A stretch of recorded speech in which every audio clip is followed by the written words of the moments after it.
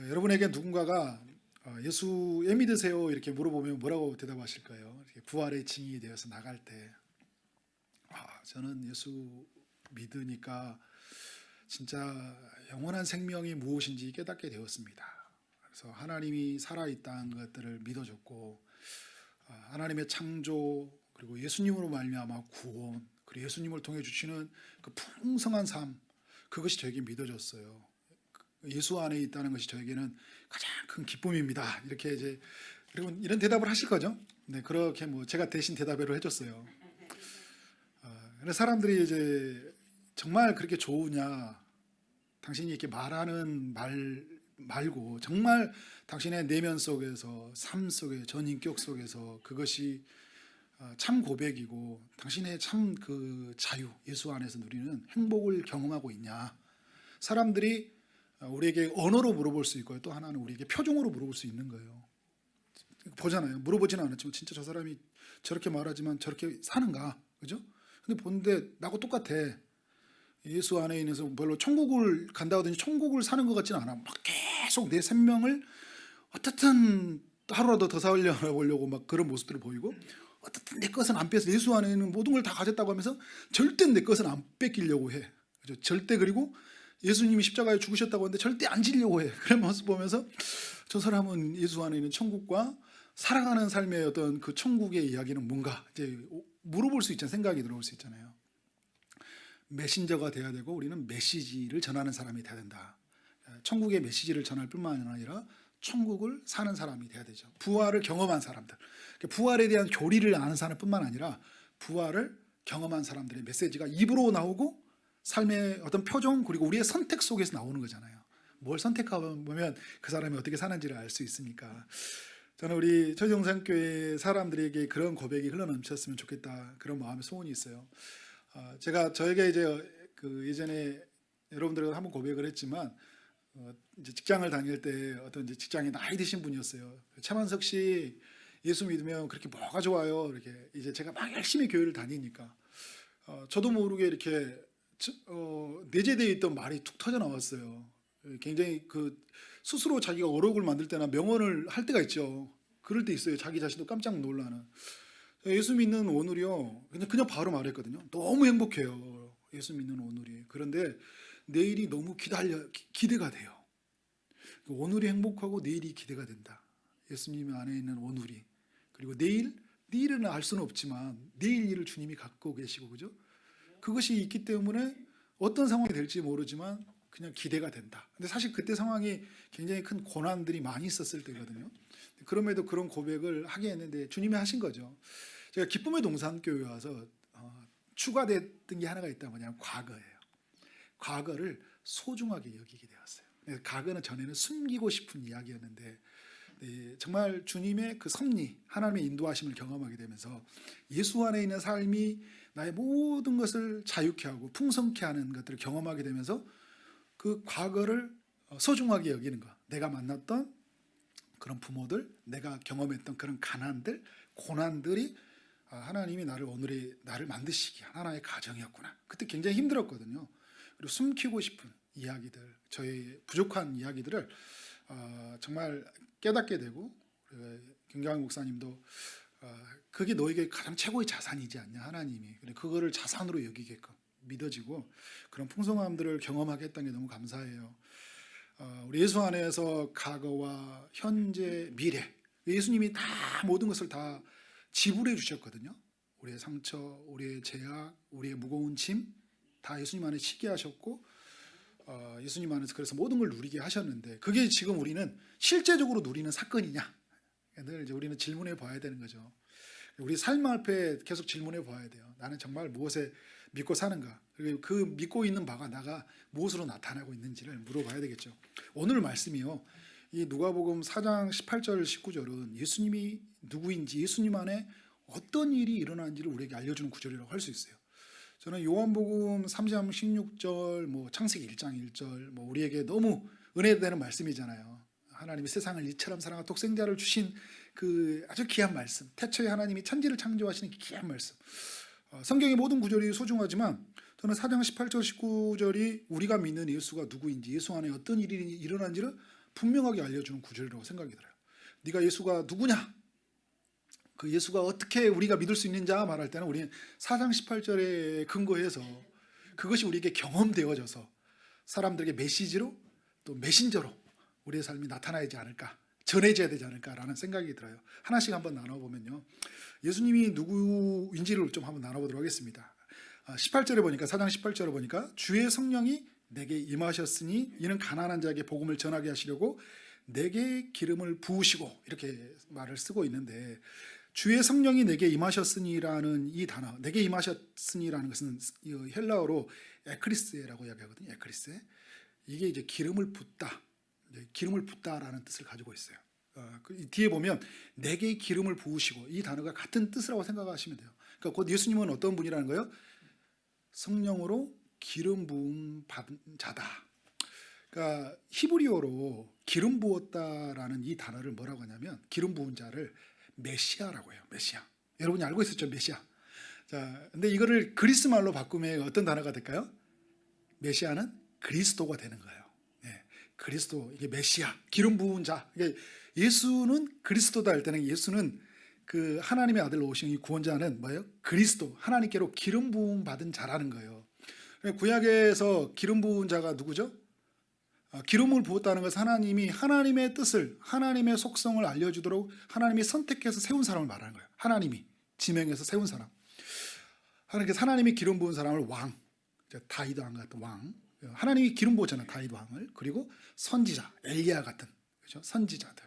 그리고 제사장, 제사장을 하나님이 이제 왕, 제사장, 선지자를 기름을 부었어요. 그래서 하나님이 누구인지, 하나님이 이 땅 가운데 하시고자 하는 그 뜻이 무엇인지를 그 기름 부은 자들을 통해서 우리가 하나님을 만나게 되잖아요. 근데 예수님이 성령으로 기름 부으셨다는 것은 하나님이 이 땅의 구원자, 메시아로 기름을 부었다는 거예요. 그래서 이제 누가복음 4장에 있기 전에 3장에 보면 예수님이 세례를 받잖아요. 세례를 받을 때 성령이 임하셨다 이야기를 해요. 근데 성령이 임하셨다는 이 단어가 바로 성령으로 하나님이 기름 부으셨다. 이것을 뭐라 하냐면 메시아 대관식이라고 해요. 하나님이 메시아로 사람들 앞에서 예수님을 이 땅의 구원자로 세우는 그런 대관식이다. 그래서 예수님이 하늘로부터 직접 보여주잖아요. 성령이 비둘같이 임하시면서 이는 내 사랑하는 아들이요 내 기뻐하는 자다. 그러니까 하나님이 공적으로 증명해 주시잖아요. 모든 사람 앞에서. 바로 예수님은 우리에게 성령으로 기름 부으신 자다. 이 성령으로 기름 부으신 예수는요, 왕이시면서 우리를 다스리고 통치하는 왕이시면서 또 동시에 우리를 영원한 속죄, 자신의 몸으로 영원한 속죄의 제사를, 또 대제사장이 되어서 우리의 속죄의 제사를 집례하는, 그래서 우리에게 영원한 그 죄 용서를 주시는 제사장이시면서 또 예수님은 하나님의 뜻을 말하는 선지자로서 계시는 분이에요. 그래서 완벽한 제사장, 완벽한 선지자, 완벽한 이 왕으로서 이 땅에 통치하시는 기름 부으신 자라는 것을 이 누가복음 4장 18절에 이야기하고 있습니다. 네가 믿는 예수는 누구냐? 하나님께로 공적으로 증명된, 임명된, 그는 우리에게 하나님의 성령으로 기름 부으신 자인데, 그는 이 땅의 왕이시고 그는 제사장이시고 선지자로 오신 분이십니다. 이렇게 우리는 선포할 수 있는 거죠. 여러분 그 주님을 믿고 계시죠? 네. 그러면서 두 번째는 뭐냐면요, 주의 성령이 내게 임하셨으니 이는 가난한 자에게 복음을 전하게 하시려고 이야기하고 있어요. 예수님은 어떤 분이에요? 가난한 자에게 복음을 전하신 분이시다. 자, 가난한 자가 누구냐라는 거예요. 가난한 자가. 이 가난한 자를 이 호쿠마라는 주석학자가 뭐라냐면, 순수한 은혜와 자비만을 얻기 위해서 마음을 열어놓는 자. 마음을, 그러니까 순수한 은혜와 그 자비만을 얻기 위해서 마음을 열어놓는 거예요. 누구에게로요? 하나님께로 열어놓는 거예요. 다시 말하면 하나님 외에는 그 어떤 것도 내가 붙잡을 것이 없다는 거예요. 하나님 아니고는 내 마음을 열어놨다는 건 무슨 표현일까요? 어떤 것도 내 마음을 채울 수 없다는 거예요. 또 하나님이 아니고서는 어떤 것도 나를 자유하게 할 수 없다는 거예요. 이게 이 가난한 자를 이야기하고 있어요. 그래서 마태복음에서는 이걸 심령이 가난하다고 이야기를 해요. 심령이 가난하다. 내 힘으로는, 내 의지로는 도저히 내 문제를 극복할 수 없는 사람들이 심령이 가난한 사람이에요. 그 사람들 향해 천국이 저희의 것이다. 이제 이렇게 말씀을 하고 있는 거죠. 자, 그러면 이제 이 가난한 사람들이 누구인지를 성경을 통해 한번 살펴볼 필요가 있어요. 성경을 볼 때 어떤 단어를 쓰게 되면요, 멀리 있는 게 아니라 가까운 곳에 있어요. 우리 몇 년 전에 송태근 목사님이 기쁨의 동산교회 부흥회 강사로 오셨을 때 그런 표현을 했어요. 어떤 부분에 키를 찾을 때, 열쇠를 찾을 때는 우리가 예전에 서양에 있는 이야기지, 그죠? 그 집에 있는 문에 보면 가까운 곳에 열쇠를 놔두고 간다고 이야기를 하잖아요. 이렇게 열쇠를 가지고 갈 때 집 옆에, 여러분도 그런 경험 있으시죠? 네, 열쇠를 가까이다 놓고 가잖아요. 요즘에 뭐 도락이니까 이렇게 그걸 압니다 이렇게 말하신 분이 있을지 모르겠지만, 열쇠를 가까운 곳에 놔두고 갔다, 이런 거는, 자, 그러면 성경도 보면요, 가난한 자가 누구일 때 보면 이 성경을 주변에 보면 그 가난한 자들이 보여요. 심령이 가난한 자. 가장 가까이 있는 가까운 곳이 어디냐면 26절에서 예수님이 시돈 땅에 있는 사렙다의 한 가부 이야기를 하고요.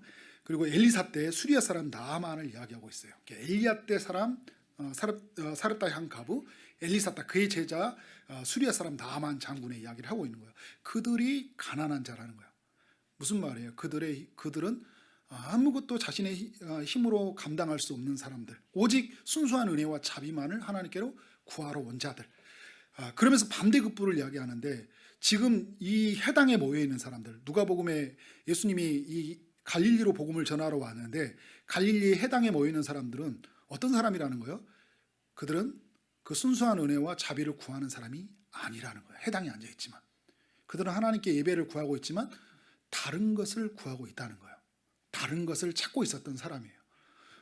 그 심령이 가난한 사람에서 오직 내가 찾는 분, 하나님이 찾는 건 심령이 가난한 자들이다. 그러니까 이제 사람들이 어떻게 화가 나고 예수님을 죽이려고 하잖아요. 내가 믿는 하나님은 그런 메시아는 그게 아니라는 거예요. 내 기대에 차지하니까 그 그대로 모습이 다른 걸 찾고 있다는 게 이제 그대로 드러나는 게 이제 누가복음 4장의 이야기거든요. 조금 더 앞으로 가면 1장에 나와 있죠. 나이가 들었지만 임신하지 못했던 사가랴와 엘리사벳, 세례 요한의 부모를 이야기하고 있어요. 세례 요한은 늦게 아이를 낳은 거예요. 나이가 들었지만 하나님 앞에 의롭고 흠이 없는 자들이었지만 아이를 낳지 못하는 자. 하나님 앞에 의롭다, 하나님 앞에 흠이 없다는 것은 뭐예요? 하나님을 절대적으로 의존한 사람들이에요. 심령이 가난한 사람들이잖아요. 가난한 사람들. 그리고 이제 마리아가 나오고요. 2장에 보면 양떼를 키우는 가난한 목자들의 이야기가 나와요. 그 양떼를 키우는 목자들도 그들이 천사를 통해 메시아가 온다는 소식을 들었을 때 그들이 눈으로 보고 귀로 들으면서 그들이 하나님께 영광을 돌리고 나아가잖아요. 여러분, 예수님을 봤다고 해서 모두가 다 이렇잖아요. 누가복음 4장에 보면 나오잖아요. 그리고 다른 예루살렘에 있는 지도자들이 보면 알아요. 눈앞에 보이는 예수님을 보고 반응하지 않아요. 하나님의 말씀이 들려오는데 반응하지 않습니다. 그런데 이 가난한 이 양떼를 지키는 목자들은 천사를 통해 메시아 소리를 듣고 보고 하나님께 영광을 주고 찬송을 해요. 누구예요? 이 사람들이? 이 사람들이 바로 심령이 가난한 사람들이다. 그리고 이제 3장에 보면 세례 요한의 설교를 듣고, 강연의 설교를 듣고 회개하고 반응하는 자들. 왜? 이것이 내가 들어야 할 음성이고 이것이 말했던 게 내 죄라고 고백했던 사람들. 하나님 말씀이 들려온 거잖아요. 심령이 가난, 마음을 하나님께 열려져 있었던 사람들. 그리고 5장은 누구예요? 여기 한 장이 지나가면 고기 잡는 어부들, 예수님의 제자들, 베드로를 비롯한 어부들이고요. 그리고 5장 하반절에 등장하는 세리, 마태 세리와 그리고 이제 그 이후에 귀신의 점거를 당하고 질병에 걸려서 벗어나기를 갈망하는 자들. 그리고 누가복음의 15장은 이걸 비유적으로 말하죠. 잃어버린 양, 그리고 잃어버린 동전, 그리고 집 나간 아들.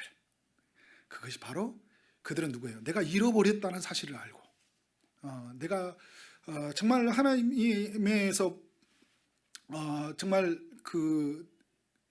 떠나서 사망과 죽음과 사단의 권세 아래에 묶여있던 자들, 이거 힘으로 도저히 벗어날 수 없는 자들, 그런 누구를 만나게 되는 거예요? 메시아 예수 그리스도를 만나게 되잖아요. 이 이야기 좀 대표적인 사람 19장의 이야기가 이제 누구예요? 그 잃어버린 사람 삭개오를 이야기하고 있잖아요.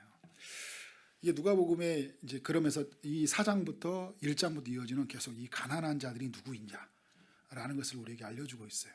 여러분에게 묻고 싶습니다. 여러분은 가난한 자들입니까?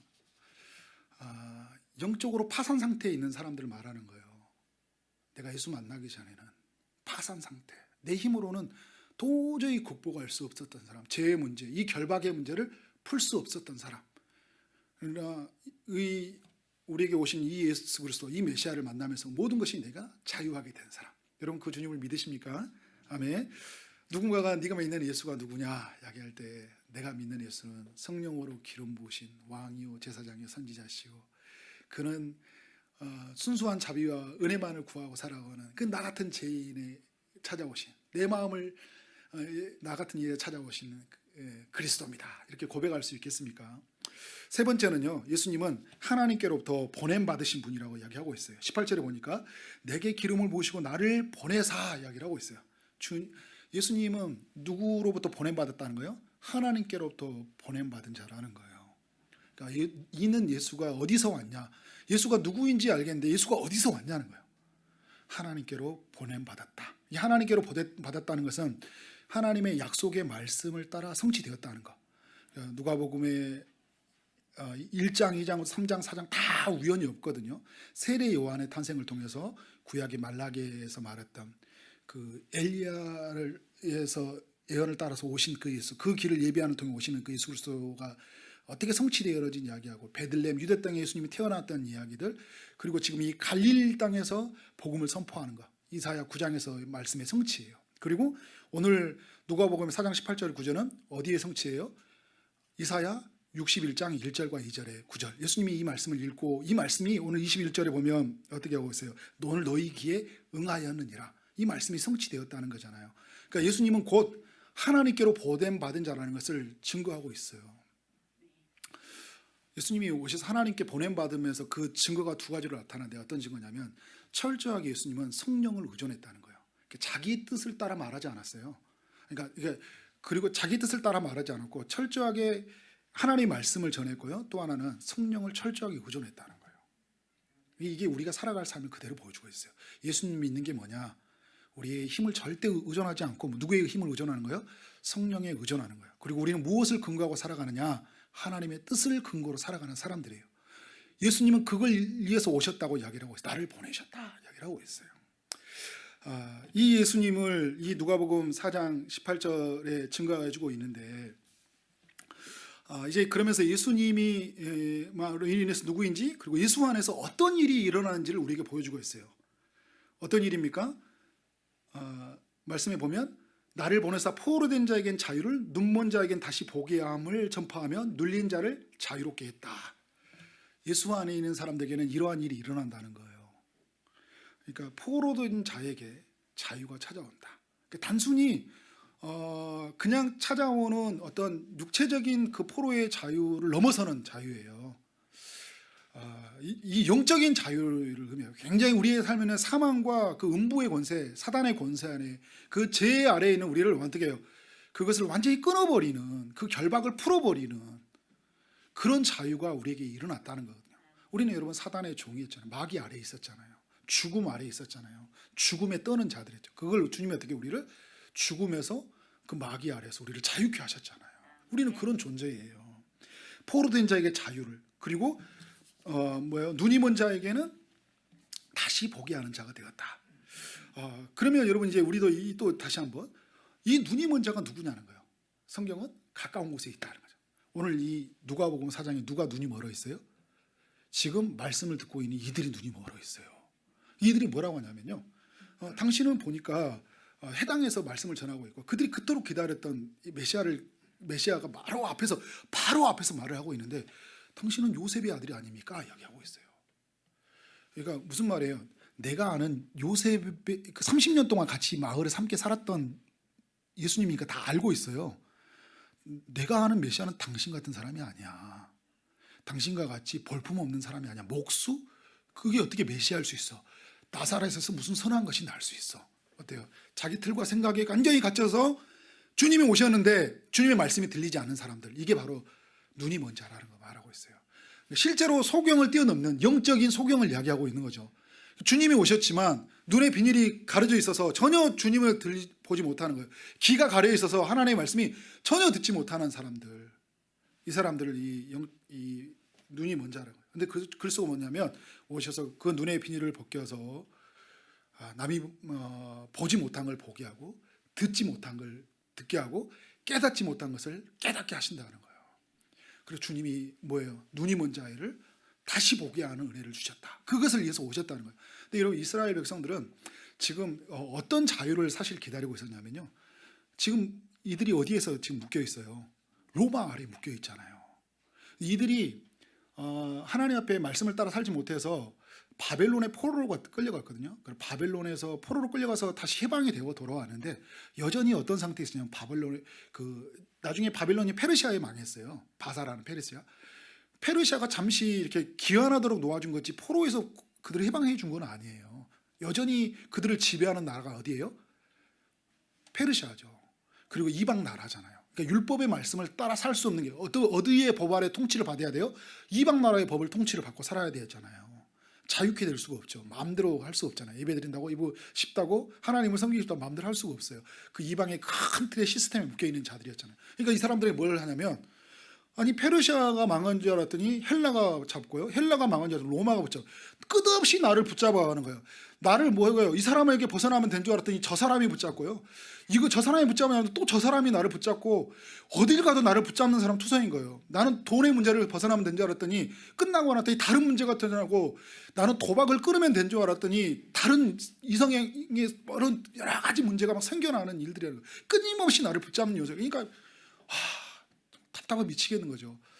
그러니까 내가 온 메시아는 어떤 메시아일까요? 굉장히 강한 메시아인데 요셉의 아들로 왔으니까, 가난한 목수의 아들로 왔는데 저 사람이 뭘 나를 구원하겠어 라는 그런 강한 생각을 가지고 있는 거잖아요. 그러니까 전혀 경험하지 못했던 이들에게 예수님은 뭐라고 하냐면, 너희의 그 문제는 로마의 속국에 벗어나는 그게 문제가 아니야. 너희의 진짜의 문제는 죄로부터 벗어나는 문제야. 너희가 무엇 때문에 너희가 바벨론에 포로 가는지 끌려는 생각해 보라는 거예요. 뭐 때문에 끌려갔어요? 하나님의 말씀을 떠나서 그들이 끌려갔거든요. 돌아오는 게 뭘로 돌아와야 되는 거예요? 단순히 육체적으로 돌아오는 게 아니라 죄로부터 벗어나야 되잖아요. 어떻게 죄로부터 벗어날 수 있냐는 거예요. 어떻게 우리의 삶의 그 영원한 죄의 숙제를 끊어버릴 수 있냐는 거예요. 예수님이 오셔야 된다는 거예요. 예수님이 오셔서 그의 죽음으로, 그의 부활로 우리의 죄의 모든 사슬을 끊어버려야지만 해결할 수 있는 거예요. 그래서 오늘 너희 기에 응하였느니라. 오늘 응했다는 거예요. 내가 왔다는 거예요. 내가 죄의 문제를 끊겠다는 거예요. 나를 믿으라는 거예요. 이제 이 이야기를 하고 있는 거죠. 그래서 눈먼 자에게 다시 보게 하는 은혜를 주시고, 또 눌린 자를에게 자유케 하신다고 그랬어요. 자유라는 말을 반복하죠. 이 자유라는 이 오로를 좀 더 살펴보면 깨어진 자라는 표현이 맞아요. 깨어진 자. 그러니까 육체가 깨어졌고 영혼이 깨어져 있잖아요. 그 영혼이 눌려 있는, 여러분 눌린다는 느낌이 어떤지 많이 알까요? 눌려 있다. 이런 표현이 알 거예요. 그죠? 이 눌려 있는 우리들, 정말 어떤 그 환경에 있어 완전히 내 힘을 꼼짝도 할 수 없는 그 상태에 있잖아요. 이런 눌려 있는 사람의 주님이 어떻게 하시냐면 우리를 자유케 하시는, 어떤 우울증, 심각한 어떤 정신질환, 열등감, 수없이 많은 것들을 우리는 그 눌려 있는 그런 영적인 눌림들이 있잖아요. 이것들로 주님이 벗어나게 하겠다. 이 이야기를 전해주고 있습니다. 여러분은 이 주님 안에, 예수 안에 있는 이 일들이 일어난 거예요. 예수님 안에서 포로된 자, 눈이 먼 자, 눌린 자를 자유케 되는 일이 일어난 거예요. 여러분이 묻고 싶습니다. 이 자유를 경험하셨습니까? 예수 안에서 이것을 위해서 오신 예수 그리스도를 믿으십니까? 이 예수 그리스도의 일이 오늘 나에게 일어난 실제적인 일이 되고 있나요? 예수님 안에 있다면 그러면 여러분에게 묻고 싶습니다. 자유하세요. 사람들의 어떤 말에 갇혀 있지 않고, 어떤 환경에 갇혀 있지 않고, 어떤 시스템에서 갇혀 있지 않는, 어떤 것에 구속되지 않고 종속되지 않는 하나님이 나를 붙잡고 있는 그 자유함. 그래서 괜찮은 거예요. 이렇게 막 코로나 힘들긴 해도 있잖아요. 이게 나를 하나님께로 가는 걸 막을지를 못해요. 이게 어떻게 우리를 잡을 수 있어요? 영적으로 우리를 자유케 하셨는데, 그죠? 이게 나를, 여러분, 하나님께로 막을 수 있는, 교회 마음껏 갈 수 없어요. 우리 주님이 우리 안에 살아계시잖아요. 말씀으로. 그 하나님을 충분히 만나고 있습니다. 그 안에서 다 풀어주는, 그리스도 안에서 쉼의 자유, 그리스도 안에서 다 풀어주는 자유. 그래서 나 자유했네, 나의 자유했나라는 이 고백이 여러분들에게 있습니까? 그러면서 여러분에게 묻고 싶습니다. 누가복음 2장에 보면 그 목자들에게 가난한 양떼를 키우는 가난한 목자들에게 찾아왔을 때 천사들이 뭐라냐? 무서워하지 말라, 보라 내가 온 백성에게 미칠 큰 기쁨의 좋은 소식을 너희에게 전하노라.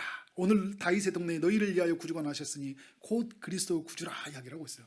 그러니까 이 양떼를 키우는 목자들이 정말 주님을 기뻐하고 찬양하고 나아가잖아요. 저는 물어보고 싶습니다. 여러분에게 이 기쁨이 있습니까? 구주를 만난 기쁨. 희년이요, 레위기 25장에서 시작이 돼요. 이제 구약의 율법을 정할 때. 이 레위기는 이제 율법을 받을 때 하나님이 적었던 말씀이잖아요. 모세를 통해 하나님이 어떤 말씀이냐면 50년이 될 때마다, 안식년이 7번 지나고 50년이 될 때마다 희년을 선포하라고 그래요. 나팔을 불어서 희년을 선포하는데, 이 희년에 선포하는 의미가 뭐냐면 자유의 해가 찾아왔다. 살아가다 보면 어떤 일이 생길까요? 가난한 사람들이 생기겠죠, 그죠? 그리고 어떤 죄로 말미암아 어떤 노예로 전락되는 어떤 신분도 있을 거예요. 50년이 될 때마다 종이 됐던 사람, 노예로 됐던 사람들 다 풀어주라는 거예요. 그리고 이제 부득불 재산을 잃었던 사람들에게 원 소유주로 다시 보내주라고 하는 거예요. 내가 이렇게 열심히 벌었는데, 그거보다 더 중요한 게 뭔지 아세요? 이걸 누가 주셨어요? 하나님이 주셨어요. 이거 누구 거예요? 하나님 거예요. 내가 열심히 돈 벌어서 얻은 것이 아니라는 거예요.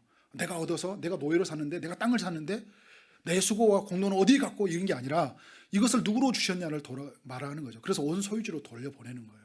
그래서 온 소유주로 돌려주면서 벌리는 사람들도 내 마음을 누구에게로 향하는 거예요? 모든 것은 하나님의 것입니다 라고 하나님께 향하는 거예요. 그리고 풀려난 사람들, 자유함을 얻은 사람들께서 하나님의 전적인 은혜로 말미암아 모든 것이 은혜였어 하면서 주님에게 가서 그 자유를 누리는 거예요. 모두가 자유를 누리고. 그리고 땅은 50년이 됐어요. 쉬게 했어요. 땅이 안식하게 하고. 무슨 말이냐면 여러분, 이 희년을 통해 창조의 상태로, 처음 상태로 돌아가게 하는 거예요. 처음 상태로 돌아가게 해서 우리가 모두가 뭘 누리게 할까요? 기쁨을 누리게 해요. 자유를 통해서. 그래서 모든 것은 주님의 것입니다 하니까, 이제 그러면서 어떻게 소유에 대해서 내려놓는 그 기쁨들이 있잖아요. 전에 그런 거잖아요. 삭개오가 그런 경험을 하지 않았습니까? 돈으로 살았던 사람인데 그걸 내려놓고 나니까 예수님을 만나주신 그 진짜 풀어주는 기쁨을 누리게 되잖아요. 그 기쁨을 누리게 되는 거예요. 진짜 은혜의 해를, 예수님을 만나는 사람들은. 그리고 관계 속에서 주는 행복이죠. 주인과 종으로 강한 자와 약한 자, 지배하는 자, 지배받는 자의 관계가 아니라 모두가 하나님 안에서 한 형제, 평등됨이잖아요. 그게 대표적으로 나타난 게 사도행전 2장하고 4장 이야기잖아요. 그들이 예수를 주라 고백했을 때 서로 소유를 나누고, 그죠? 필요를 따라 채워주는 그런 관계로. 그래서 영적 희년이 찾아온 거잖아요. 영적 희년이 찾아왔을 때 그들이 하나님을 찬송하니까 구원받는 사람들이 더 더해졌다고 해요. 그러니까 하나님 앞에서 그들의 표정, 그들의 삶의 모든 선택들이 보니까 어떻게 해요? 너무 기뻐하고 자유하니까 사람들이 저런 믿는 예수라면 나도 믿고 싶은 마음이 몰려오는 거죠. 여러분, 이런 기쁨이 있습니까? 돈이 붙잡지 못하는 그 강력한 힘, 사람을 뛰어넘는 강력한 힘, 그죠? 이것이 우리에게 있냐는 거예요. 이 기쁨이. 다 너희를 향하여 구주가 나셨으니 곧 그리스도 주시라. 우리 가운데 그리스도의 그 나심과 오심과 하나님 우리를 보내셨다고 하잖아요. 그 오심 때문에 그 기쁨이 터져 나오냐는 거예요. 그리고 우리에게 또 묻습니다. 우리는 1호를 누리고 있는가? 2장에서 시므온이 이스라엘의 1호를 기다렸다고 하잖아요. 그리고 안나 84세 된 그 가부가 남편을 잃고 성전에서 날마다 기도하고 있는 중에 하나님의 1호를 누리게 해요. 누구를? 12살 됐던 예수님이 오신 걸 보고요, 메시아를 알아봐요. 메시아를 알아보면서 뭐라 하는 거예요? 하나님의 그토록 주시고자 하는 그 누구도 채워줄 수 없는 그 1호, 그 1호를 예수님 안에서 누리고 있어요. 그리고 용서를 누리고 있냐라는 거예요. 왜냐하면 여러분, 자유라는 단어는요, 다시 바꿔보면 용서라는 단어로 바꿀 수 있어요. 예를 들어 죄로부터 자유됐다, 다시 이걸 보면 죄로부터 용서받았다. 그러니까 자유와 용서라는 단어는 같은 단어예요. 용서받은 감정이 있냐는 거예요. 하나님 앞에서 내 모든 죄를 용서하신 그 하나님의 용서받은 그 감격, 1만 달란트의 감격, 용서받은 것이 내 삶에 1만 달란트의 가치만큼 느껴지고 있냐는 거예요. 그래서 조금 내게 손해를 끼친 사람들에게 어떤 사람이 살까요? 괜찮은 거예요. 난 너무 크게 용서를 받았거든요. 그래서 괜찮아. 삶으로 어떻게 나는 거예요? 용납해주는 삶으로 나타나는 거잖아요. 용서받은 감정이 괜찮아. 그 정도는 난 더 큰 용서와 사랑을 받았는데 이것이 있냐는 것입니다. 그래서 이 모든 거, 용서, 자유, 기쁨, 1호, 저는 오늘 여러분에게 말씀을 전하면서 다시 한번 우리에게 선포하는 건 뭐냐면, 이것이 오늘의 사건이 되었으면 좋겠다.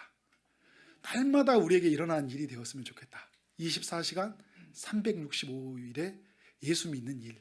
그러니까 예수를 처음 만났을 때 처음 만난 사랑으로 살아가는 게 아니라요, 오늘도 그 예수를 만나는 삶으로 살아갔으면 좋겠다. 예수를 처음 만나고 나서 그 다음부터는 왜 다른 사람을 만나고 교회의 시스템을 만나고 그죠? 어떤 그런 프로그램을 만나고 상황을 만나잖아요. 그죠? 예수는 저 멀리 있어요. 점점 더 한 해 한 해 지나갈수록, 하루하루가 지나갈수록 그 만났던 사건은 과거에 있고 있죠. 오늘 내게 살아있는 예수를, 그래서 오늘 또 그 자유와 용서와 기쁨과 위로를 주시는 그 하나님을, 그 예수님을 만나지 못하는 우리의 모습들이 있지 않나라는 생각이 들어요. 저는 우리 초기동산교회 또 이곳에 예배하는 모든 분들이 이 예수님이 오셨다는 사실을 누리고 예수님을 끊임없이 구하는 삶이 되었으면 좋겠습니다. 그래서 요한복음의 15장에 보면 너희는 내 안에 가고 내 말이 너희 안에 거하며 너희는 무엇이든지 원하는 대로 구하라 그리하면 이루리라.